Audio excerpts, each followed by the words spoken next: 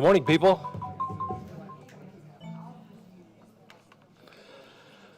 So welcome this morning. Welcome to Common Thread.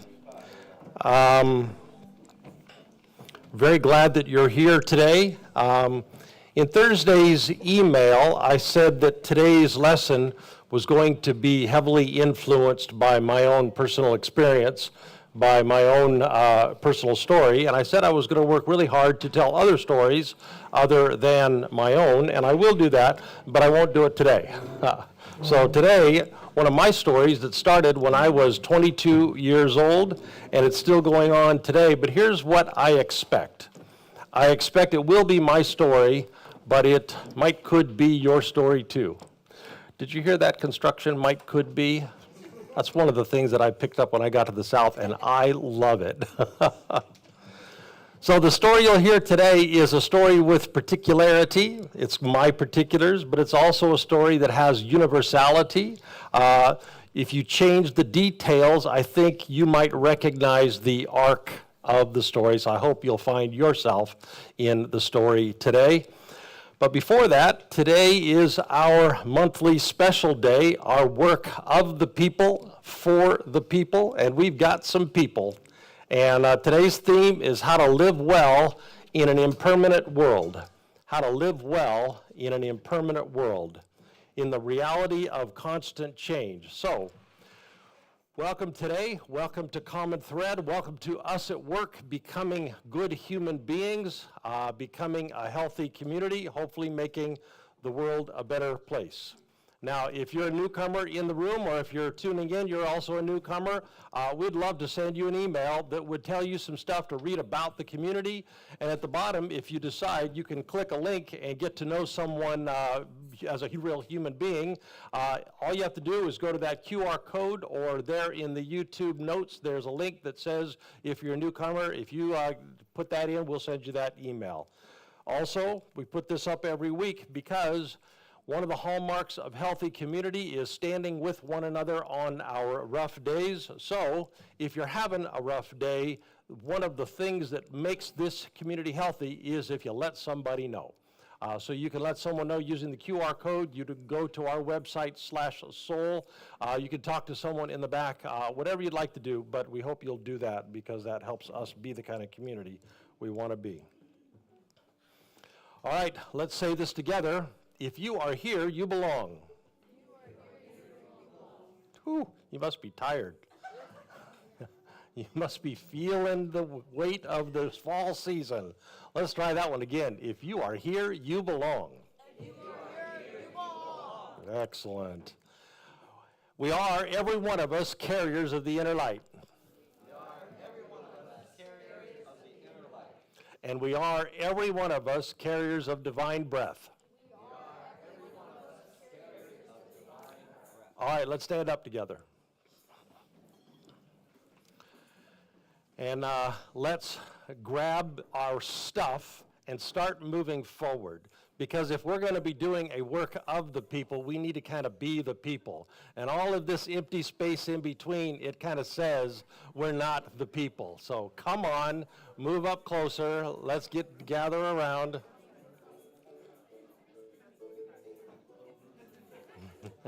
We've even got music for moving.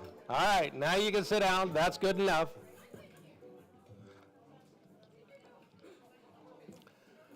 So again, welcome to our work of the people, work for the people. Someday we are going to find a niftier title than that. But that is what we're doing. We're doing a work together. We've already worked at learning relevant music to today's theme. Several of us have worked at gathering readings around today's theme. Others today will read the readings. One of us will light the candle. One of us will gong the bowl.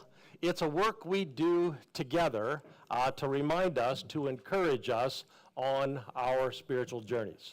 Now today, we're going to encourage one another, again, as I said a moment ago, to live well in a world that's always changing, to thrive when impermanence is the reality we live in. So here's the thing. Everything in the world changes always. Everything in the world changes always. Everything that we get attached to, we're eventually going to get separated from. And every time we feel separated from something, we feel a sense of loss. And every time we have a loss, we feel a sense of grief. But here's the thing, our brains don't like that. Our brains would prefer if that was not the nature of things. So consequently, our brains will often give all kinds of distractions to us so that we don't have to live in that reality. The problem is, that doesn't change that that's the reality. So today we're going to encourage one another to live well in the world that is, not in the world that our brains would like. So in a moment, we will sing an invitation to one another. Look for beauty in life's fleeting moments. Later, we'll read some wisdom from several spiritual traditions. One of them from the Sufi tradition will encourage us to find life in something as simple as the morning wind. I did that this week. I opened up my windows. It was breezing and blowing. It was lovely.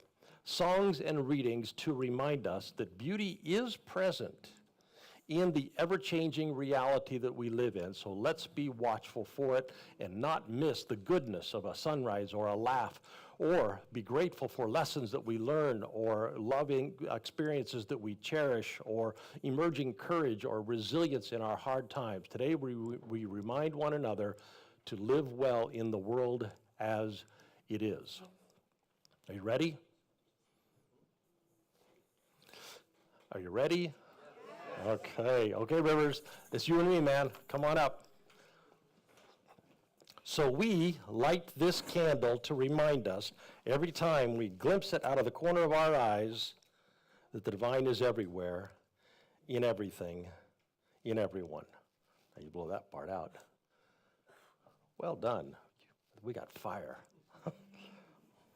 All right. It's a beautiful day.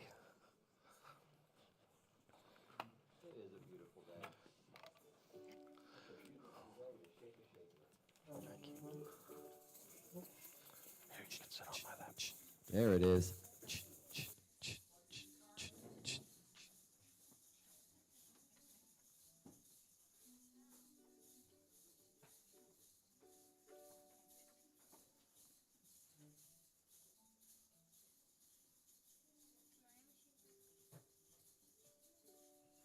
You all right? Nothing? Come on up here.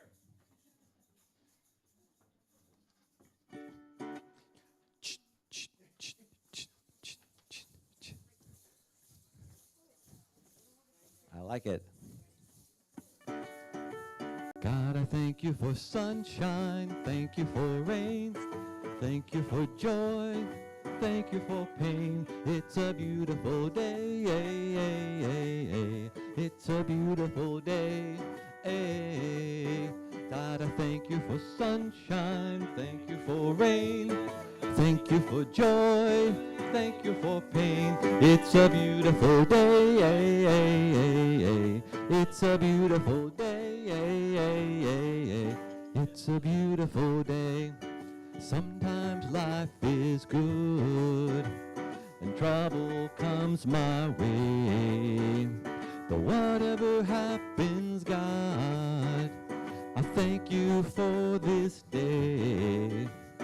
When I'm feeling troubled, I lift my hands and pray that we'd all be one in the rain or sun. Oh, it's a beautiful day. I don't want to act too high and mighty, 'cause tomorrow I may fall down on my face. God, I thank you for sunshine. Thank you for rain. Thank you for joy. Thank you for pain. It's a beautiful day. It's a beautiful day. God, I thank you for sunshine. Thank you for rain. Thank you for joy. Thank you for pain. It's a beautiful day. It's a beautiful day. It's a beautiful day.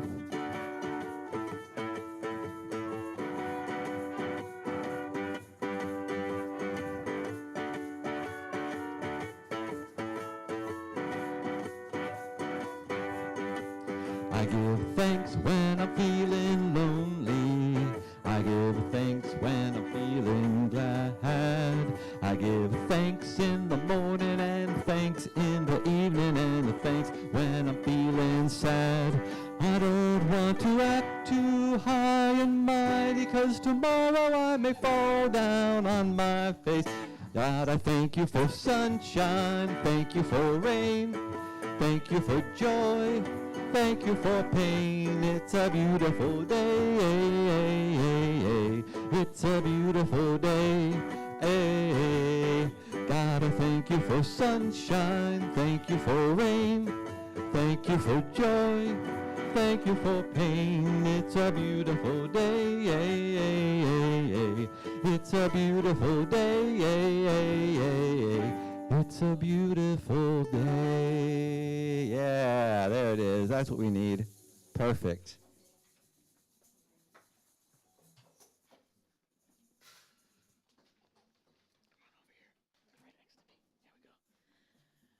Okay, we ring this bowl to mark this time separate, to tell ourselves in these moments we pay special attention.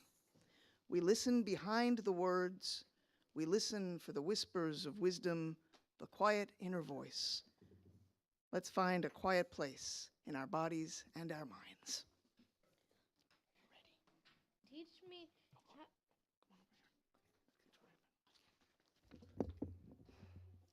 Teach me how fleeting life is. Help me see my years as mere handbreadth. Help me see. In winter, bare branches seem to sleep, but they are working covertly, preparing for the spring.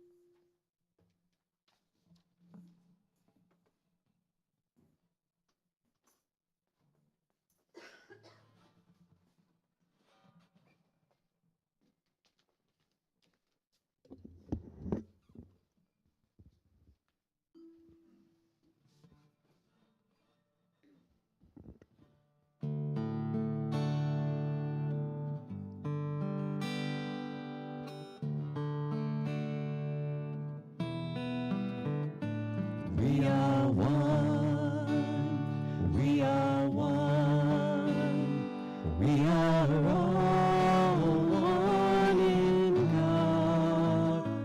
We are love, we are love, we are all the love of God.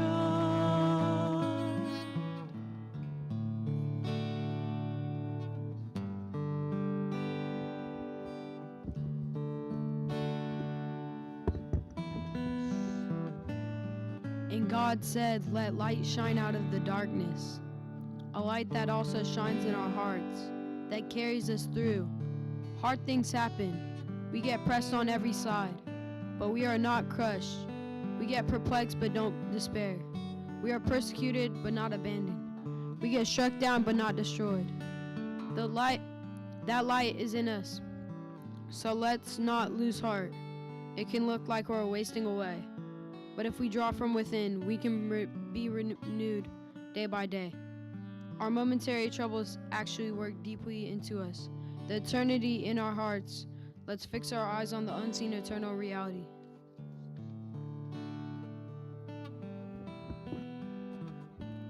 We are one, we are one, we are all one in God.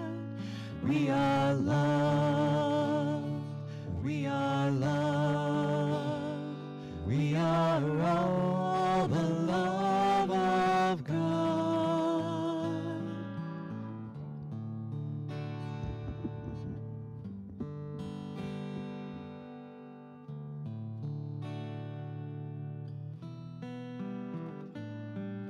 For my days vanish like smoke. My bones burn like glowing embers. My heart withers like grass. Do not store up for yourselves treasures on earth, where moth and rust destroy, and where thieves break in and steal.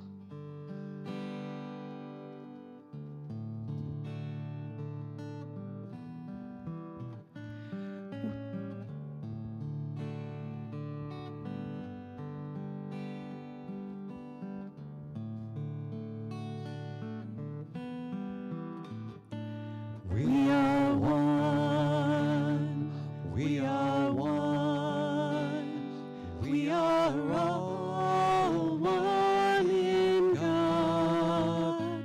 We are love, we are love, we are all the love of God. Beauty surrounds me, falling at my feet, as I hear the calling of the Holy One in me. We are home, we are home, we are all the wholeness of God.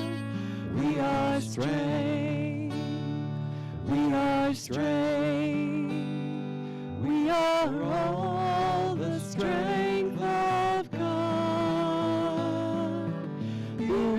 Beauty surrounds me, falling at my feet, as I hear the calling of the Holy One in me.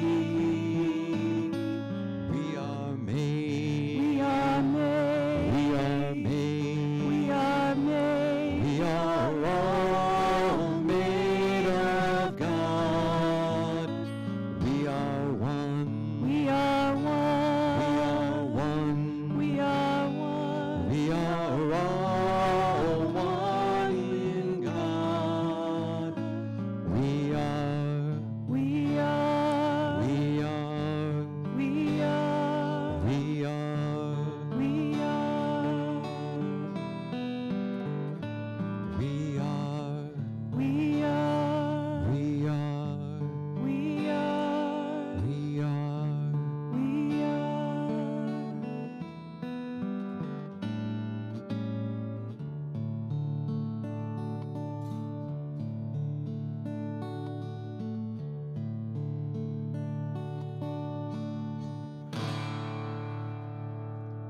All things are impermanent.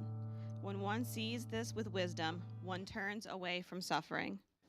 The morning wind spreads its fresh smell. We must take it in. That wind that lets us live, breathe before it's gone.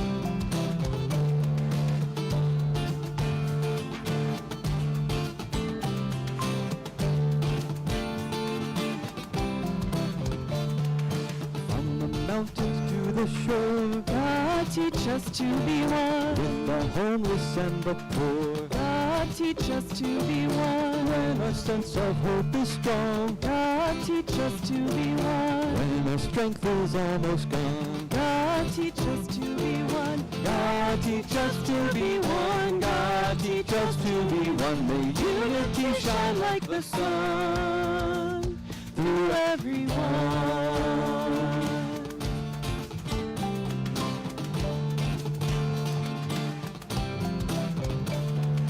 When we cry to you in prayer, God teach us to be one. When we don't believe you're there, God teach us to be one. When we feel your gentle hand, God teach us to be one. When we just don't understand, God teach us to be one. God teach us to be one. God teach us to be one. May unity shine like the sun through everyone.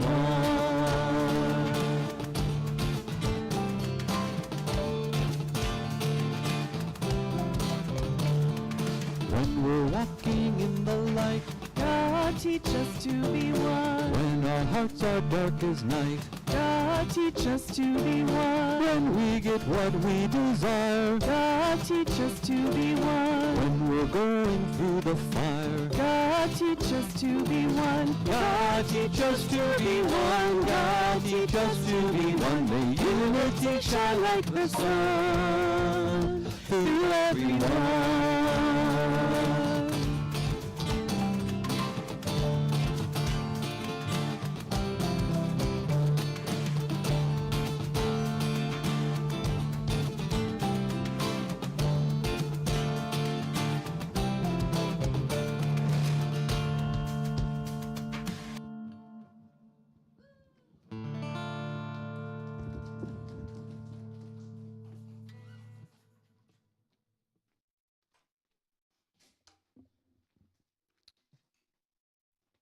Rumi said, "Let yourself be silently drawn by the strange pull of what you really love.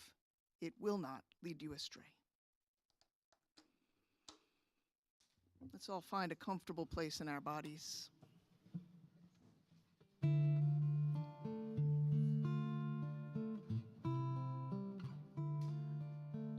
Let's take a few deep, grounding breaths.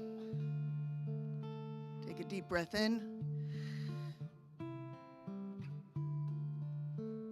Let's slowly exhale.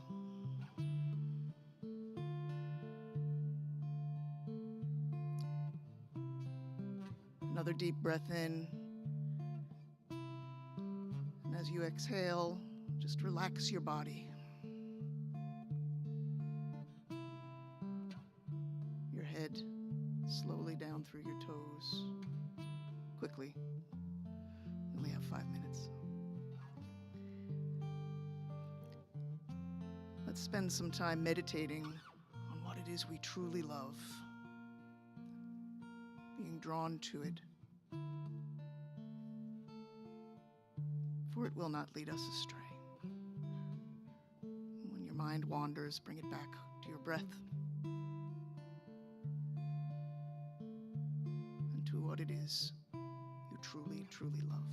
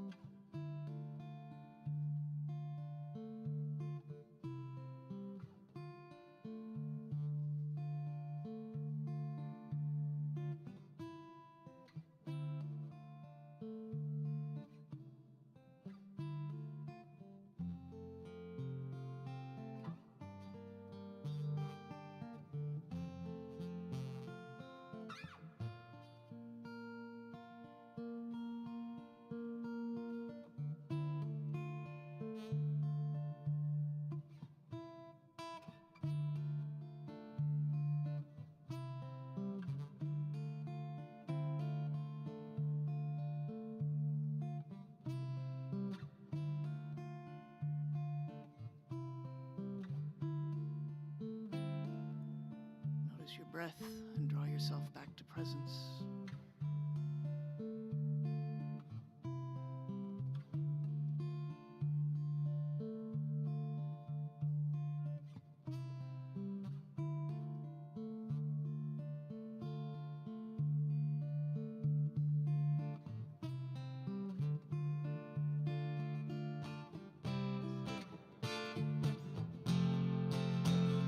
One God, teach us to be one. Unity shine like the sun through everyone.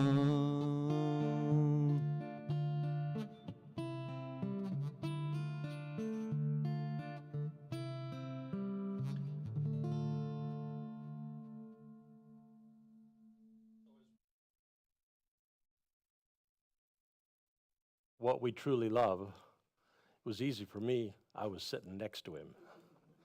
So, buddy, you didn't, your brother got to light the candle. You didn't do anything. You're going to have to ring it because I can't find Ian. All right, so get ready. Give it a good whack 3 times. You ready? No, like this. All right, like that, 3 times. Well done. Good job. Let's stand up together. Children, you can line up and be dismissed. The rest of us, let's turn to someone nearby, pass the peace of God, the blessing of God one to another. Let's do that. Can I bang it? When you send everybody downstairs at the end to help clean the kids' stuff, Yeah. I have instructions down there, but if you want to go ahead and let people know, I've placed pink sticky notes all over the place with the tasks. Just get a sticky note and do it. Perfect.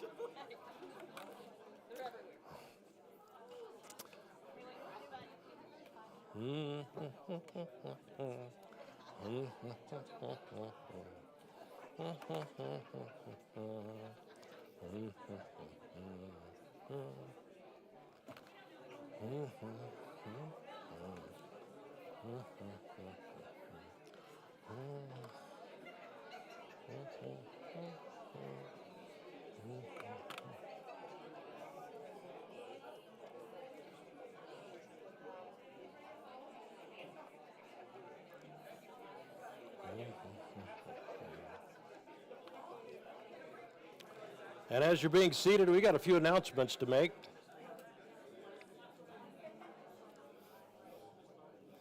As you're being seated, we've got a few announcements to make.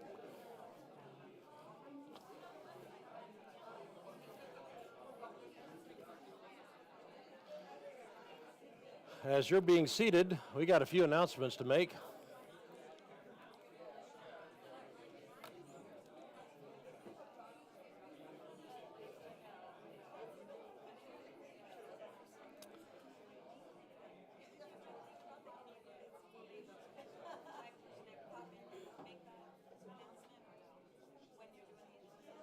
Oh, yeah, I'm doing the announcements right now, so stay right there.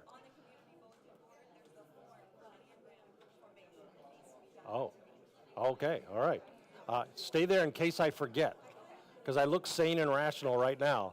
All right, here's what's going on, places for you to connect in the community. You can see that, what are you thinking? For those of you online, it's going to happen on Zoom. Today in the kids area cleanup, Shelby just told me when you go down there, you will see pink stickers. When you see a pink sticker, clean it. Today, we're having our drop-in self-awareness group. I don't think y'all are listening to me. I really don't. I think I'm just up here saying words.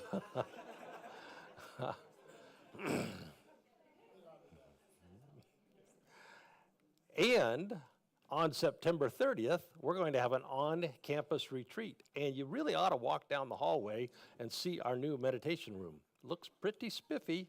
If you can't meditate there, well, then you're just not good at it. Let's see, we got a game night coming up on the 30th. On Sunday the 1st, that's next Sunday. One Wake, the leader of One Wake is going to come talk to us because our number one point of interest around helping out in Wake County was mental health and homelessness. And so he's going to come talk to us about how we can get involved in very here, now, small, doable ways. Let's see, October 1st also, we've got to wrap up Newcomer Pizza. Let's see, the mental health thing, that's the one I just told you about. Yeah, he's going to come and talk to us. Yates Mill outing. Where's John? I saw John a moment ago. So, like, stand up, wave your hand. So, if you are interested, we're thinking of doing outdoorsy events that kids can be involved in. Go talk to John. He'll explain to you what Yates Mill Park means. Okay, now what were we going to say? Okay, so if you would like to be, let's say if you've gone to an Enneagram seminar, might have been yesterday, might have been one in the past, then you can join an Enneagram group. If you would like to join an Enneagram group, there is a form. It is on the community bulletin board right now, but it has to be filled in by tonight. So if you'd like to be part of that, please do that. Is that what you needed? Yep. I am so good. As always, you can find out all the details because that was just a quick run through. You just either go to our app or you go to our website, front page, or you can just open up the Thursday email, and that's it. Let's see where we are. What are we doing now? Oh, yeah, we're doing the lesson.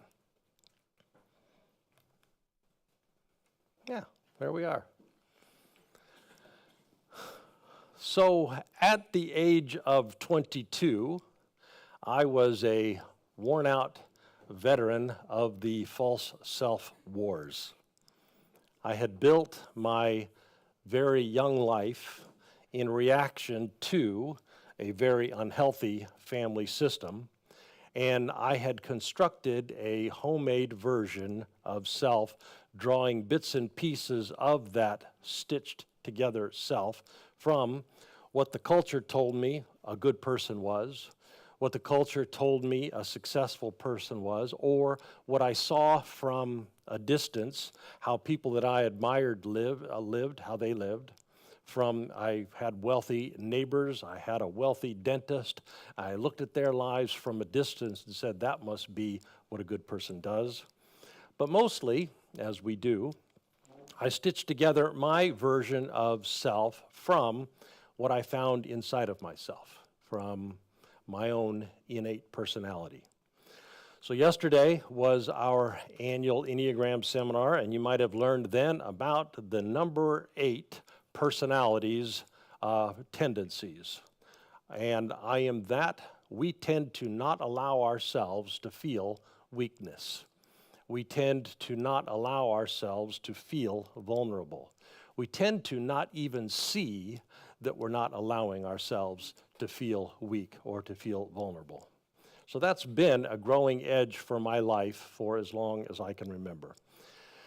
Now, I understand now, I did not understand then, that does not mean that I wasn't weak, and that does not mean that I wasn't vulnerable. It just meant that my brain had all kinds of tricks that it would play to divert me to not pay attention so that I didn't have to see my weakness, so that I didn't have to see my vulnerability. And that was a problem. It was also a problem that my society didn't do much to help me with. On the contrary, my society kept selling me the notion that good people do exactly what you're doing. Good people make it on their own. Good people are tough. Good people tend to be solitary, tend to be strong and independent and unneedy. And back then, and they probably also smoke a Marlboro.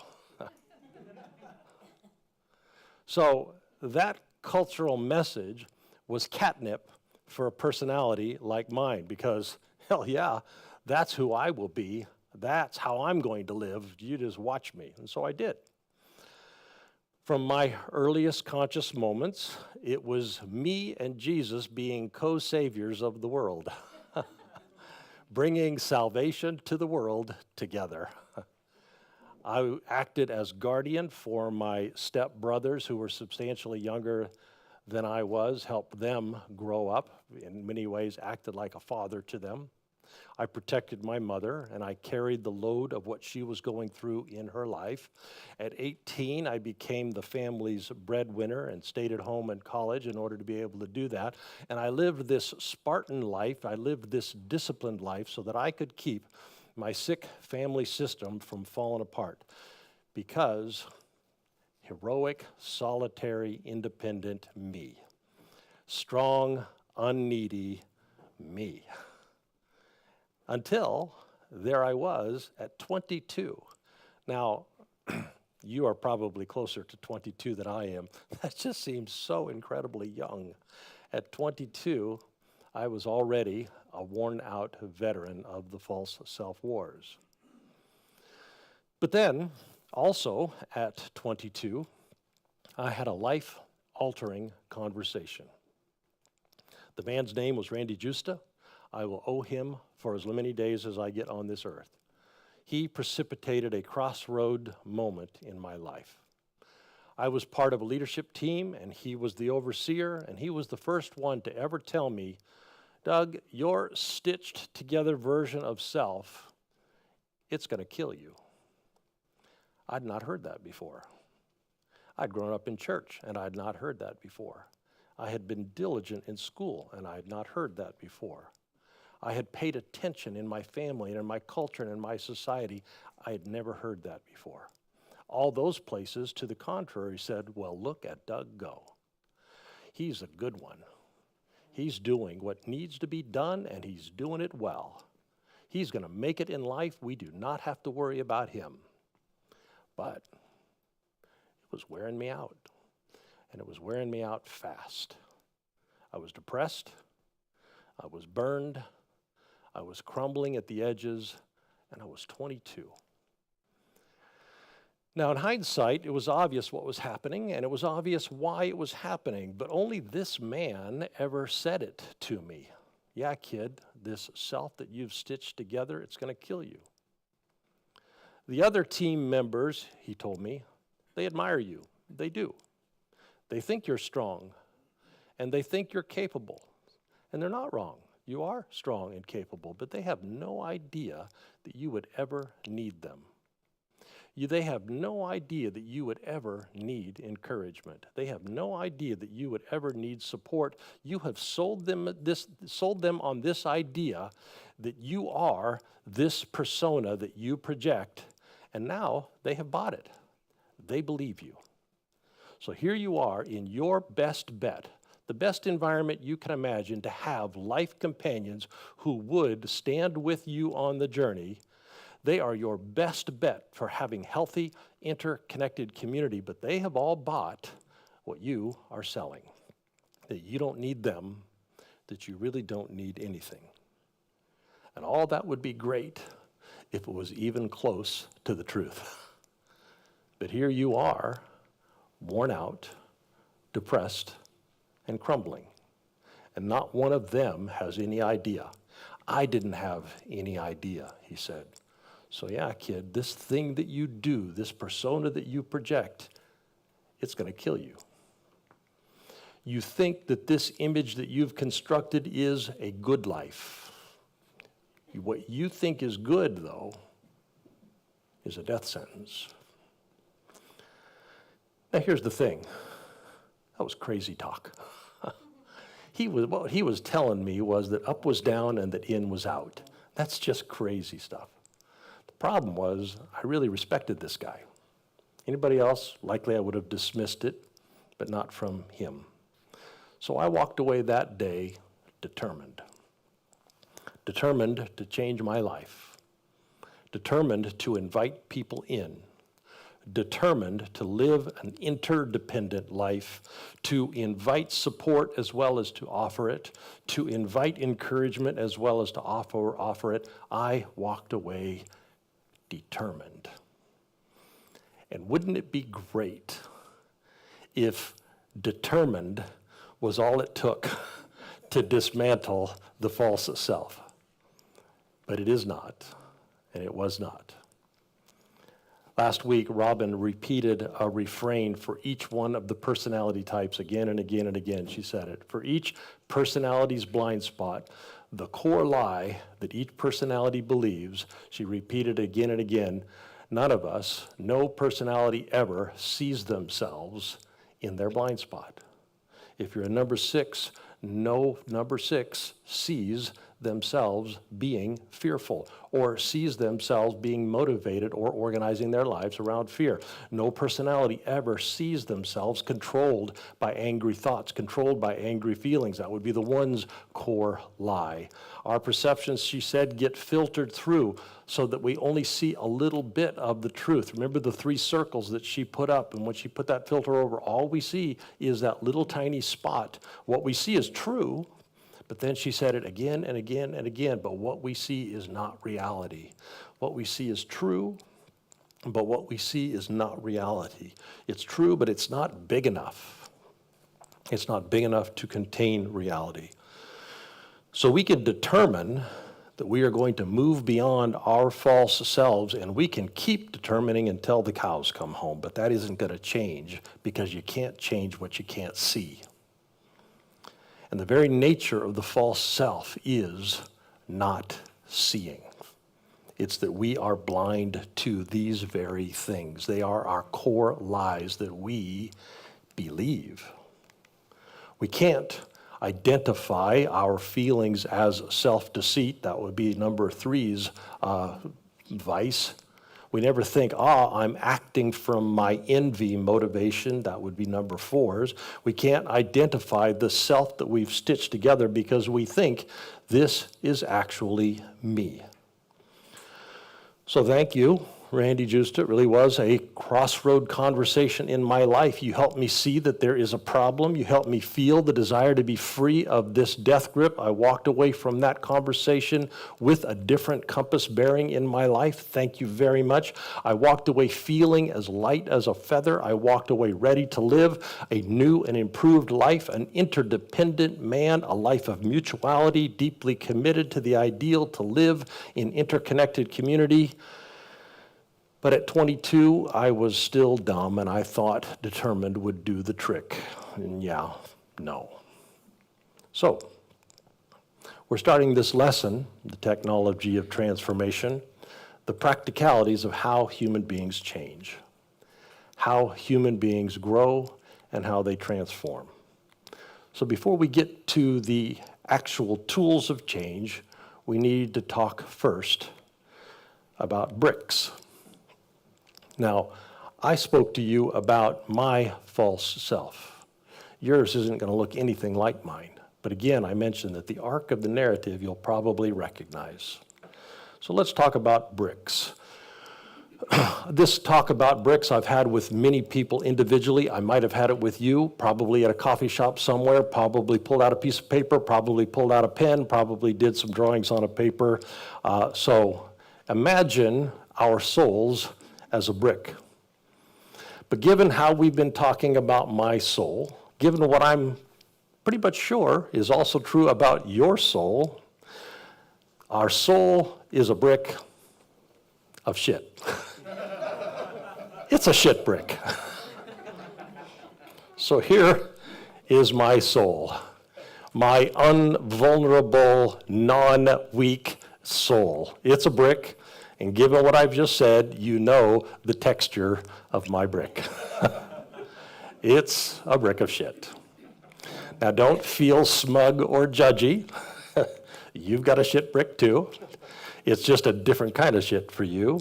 Mine is Enneagram 8 shit. Mine is don't acknowledge weakness, not even to yourself. Don't show vulnerability to anyone, especially don't show vulnerability to yourself. Don't ever pay attention to your body's needs. Don't pay attention to your heart's needs. Don't pay attention to your soul. Run at full pace, push through, get to the other side. Don't acknowledge. That's what's in my brick. So here's the thing to understand. It's not like I wake up tomorrow after having had this great crossroad conversation and all of a sudden I no longer have that brick, but all of a sudden I have your brick. No, that is not the way this thing works. It's not like I wake up tomorrow, even after this epiphany that I've had, even after this great insight I've had, I don't wake up tomorrow and have a fundamentally different brick because I've still got the same personality that I had. I've still got the same life experience that I've had. It's not a different brick, it's the same one. My shit runs pretty consistently through and through. Consequently, I am dealing with, and I'm going to be dealing with, the blindness of my blind spot for tomorrow and tomorrow's tomorrow and for all the foreseeable tomorrows that I'm going to get. But I do have this crossroad conversation. I see something I had not seen. I know it's important. I know that a new direction has been set for my life, and that was true. What I walked away at 22 is still true. It's still the same perspective I had walking from his office to the car. I still have it now, 40 years later. That was a crossroad moment. I walked to the car knowing that my world had changed, my commitments had changed, the direction of my life had changed. Free at last, I could feel it even in that moment. I could feel what it was like to have that part of my brick carved out in that vacuous space of freedom that was left for me. We know when some part of our false self no longer controls us. We know when we've had an experience in which we have seen the light. We know when we have had an epiphany. So I floated to the car that day. I knew my world had changed. But take a look at my brick. There's a lot of shit left, and it's the same kind. So the whole way that I had lived my life, all the ways that I related to all the things that make up life, how I related to money, how I related to women and to sex and to romance and to school and to learning and to religion and to spirituality. On that day, I got a glimpse. I got an important glimpse, a reset the compass bearing of my life kind of glimpse. But what I did not do was excavate all the areas where my core lie had determined how I did all the things that make up doing one's life. That excavating is still going on. A bunch of it happened in the process of making my marriage work. I had to do a lot of excavating of that version of shit.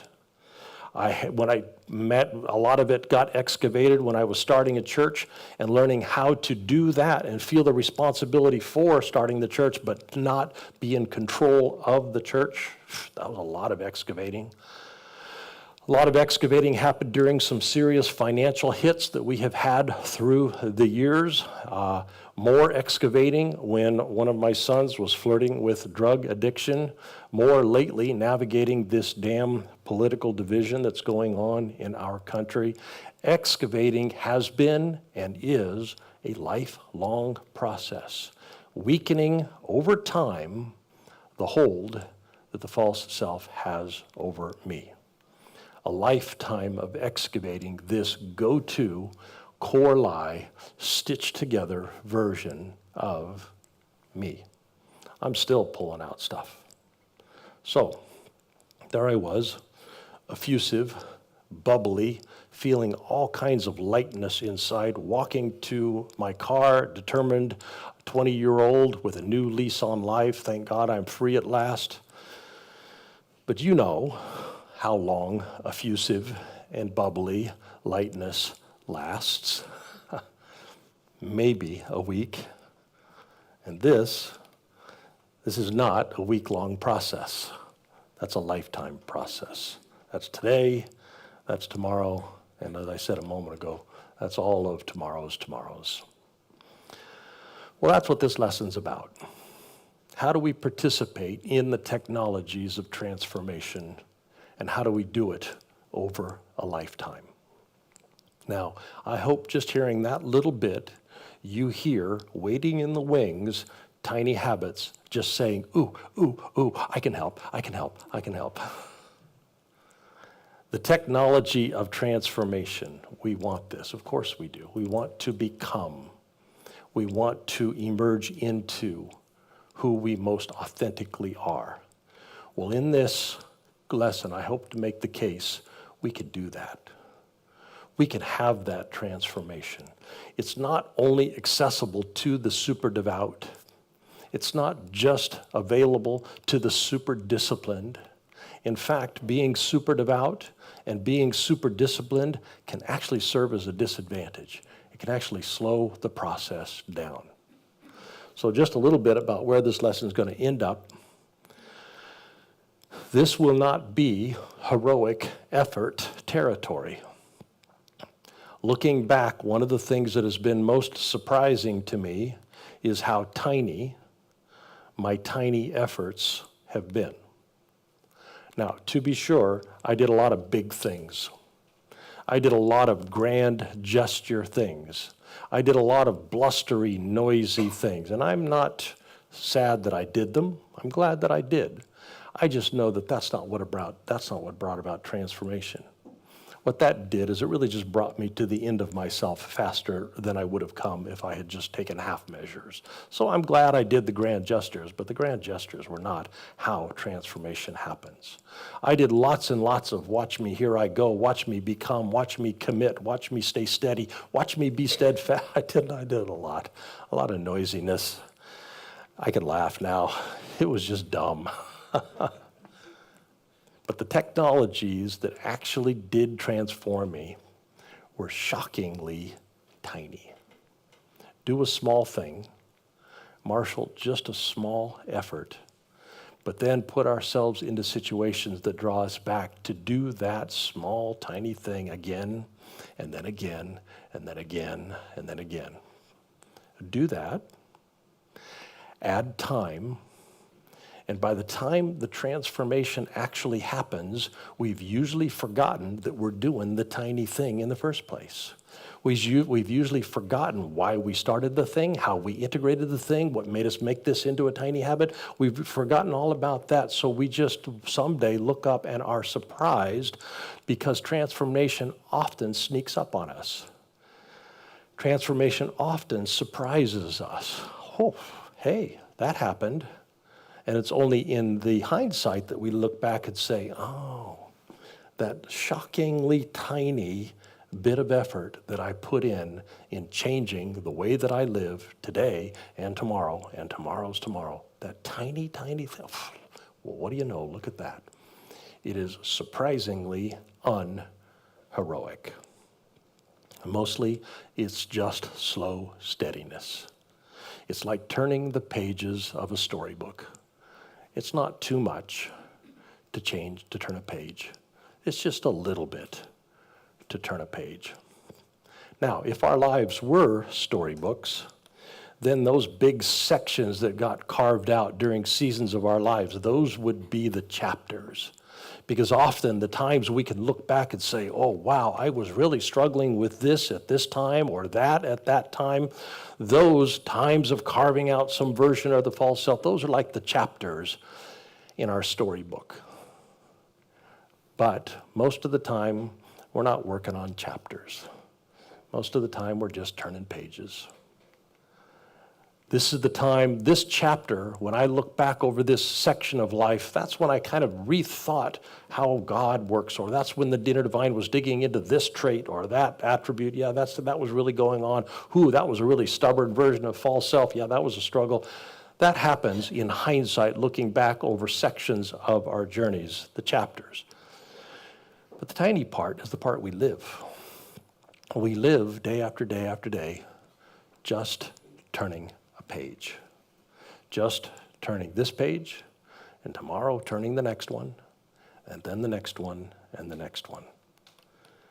The commitment to transformation isn't much bigger than turning a page.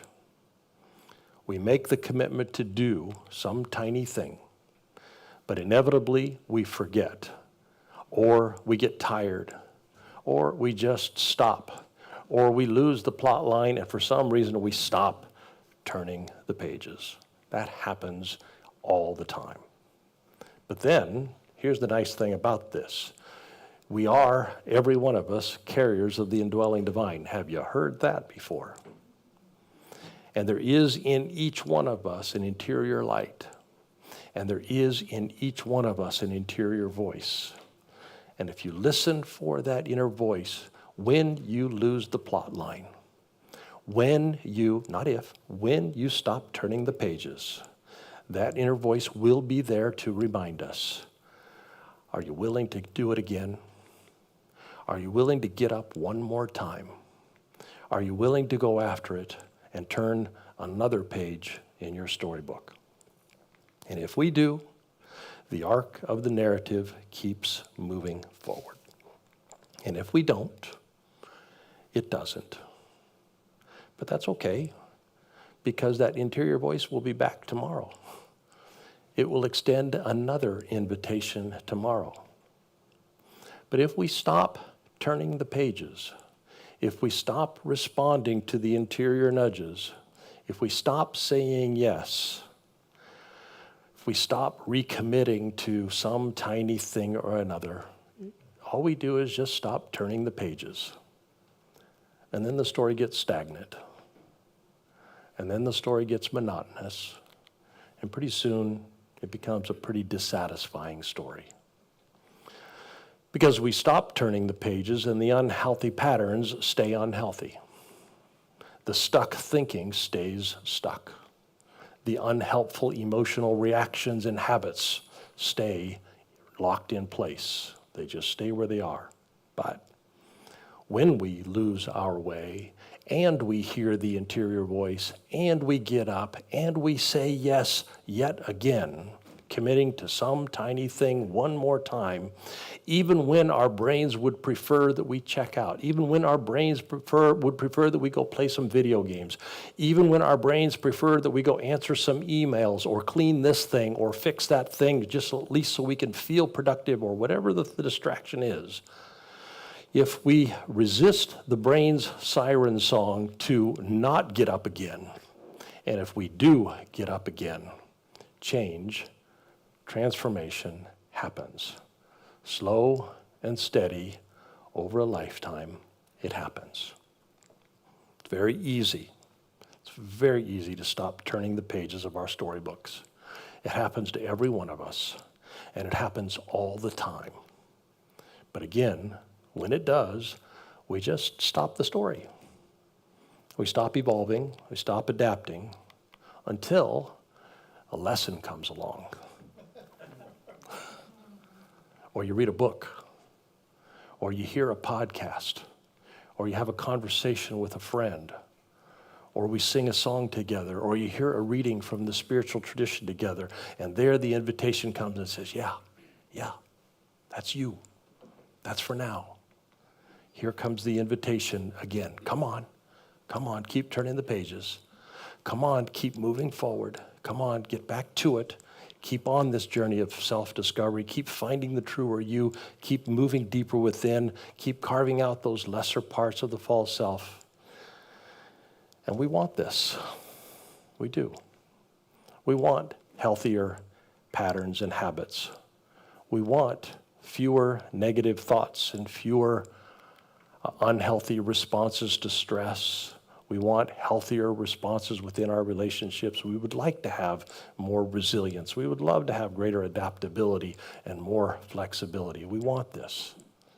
We want to be better equipped to navigate life when it gets difficult. We want to bring to our world more kindness and more empathy and more resilience. We want this. We want to be beacons to other people.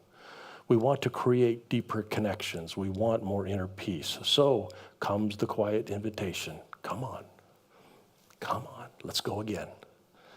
Let's go again.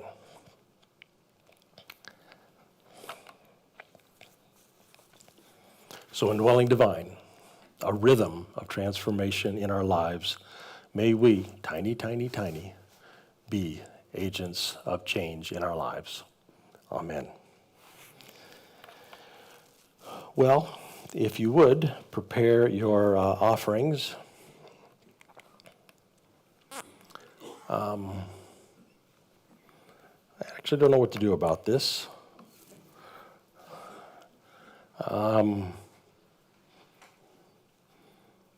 I had an idea at the beginning of the service, and I wrote down some notes, and then I kind of changed my mind in the middle of the service, and then I changed my mind again, and I can't remember where my mind is in terms of how many times I have changed. So let me tell you this, and I will probably, the reason I'm hesitant is because I don't want to say these kinds of things very often. So here's the thing. We're very careful when we talk about money in our community. And the reason is really obvious to anybody who's paying attention. You might have heard this, as I have. All churches ever do is just beg for money. Oh my God, all they ever were interested in is money. And so you've heard that, like I have heard that, and so we're very careful. And sometimes we're so careful that the community doesn't know what's going on, so I'm going to tell you what's going on. In the spring, I gave a bunch of numbers, and I distinguished between what it costs for us to move in and what it costs for us to function on a monthly basis. And I said, we've gone way over in what we expected it would cost to move in. However, that's not a big deal because that's a one-time thing. But I'm a little concerned because we're going consistently, not too much, but consistently in a small amount into the hole every month in terms of our monthly income. So that was May, and then things were okay in May, and we came in right at budget at May, right in budget at June. Now, again, our expenses were high. I think we've got about $2,000 left to spend on moving in. And after that, if there's still more that needs to be moved in, we're just going to live with what we've got. But we got to finish the lighting for a reason because it doesn't work for the live stream. Well, then July came, and then August came. And in July came, I just saw the numbers this morning for July. I hadn't seen those. I just saw August. So in August, we went $8,000 over budget in our move-in expenses. And again, not a big concern because we actually had some savings, and that's where those dollars are going. I think then the monthly income, however, we also went $6,000 under our budgeted. So even though the $8,000 over was a one-time expense, we still went $14,000 into the red in August. Then I saw July's numbers, and they weren't that different. So we have emergency funds just for situations like this. But now we have substantially less in our emergency fund, and 3 months like this, we will have no emergency fund. So I, probably like you, look ahead and say, okay, what if? What happens next? There's not a lot of wiggle room in our fixed expenses. We've got rent, we've got insurance, we've got random things like our one-week dues, we've got a lot of web expenses, we've got, so our fixed expenses are about a third of our monthly budgeted number. Our monthly budgeted number is about $23,000 a month. So what we do with the other 2/3 is people's time. The biggest chunk of that is my time because I am the only full-time person, but then we've taken what a typical church our size would do is have a minister and a secretary.